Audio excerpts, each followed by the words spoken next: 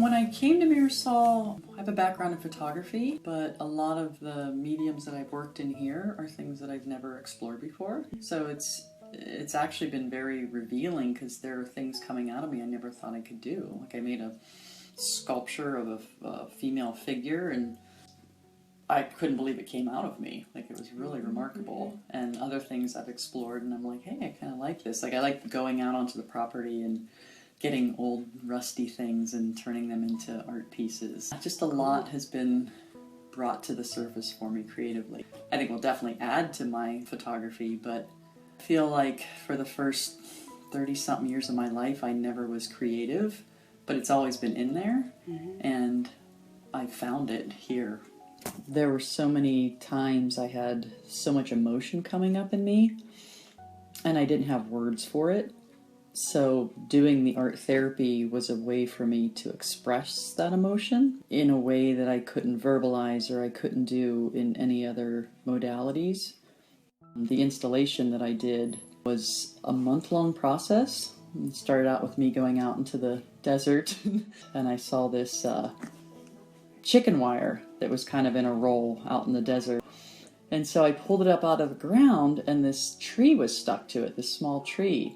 And the second I lifted it up from the ground, I knew exactly what I was making.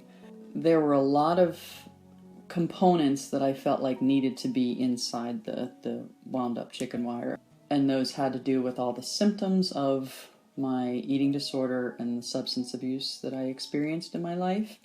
And so I, at that point, needed things to symbolize each one of those elements. So I again went back out into the desert and was looking for different things like shards of glass, like that represented self-harm to me, an old rusty beer can for my substance abuse, just rusted metal for darkness and depression, and just all of the things that I had done to myself. And then when I started creating them and putting the words onto them and sticking them inside, I recognized that the roots coming down into the tree were me. They were my true, authentic self.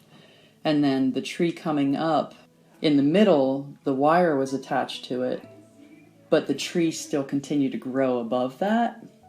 And so just because all of those things happened to me, it doesn't mean the tree was choked off and couldn't live, couldn't survive. On the top, I cut a lot of cloth ribbon, and on each one put things like passion and joy and hope and happiness and all of the things that I can now have in my life, having worked through all of those things that have come out because of my eating disorder and the substance abuse.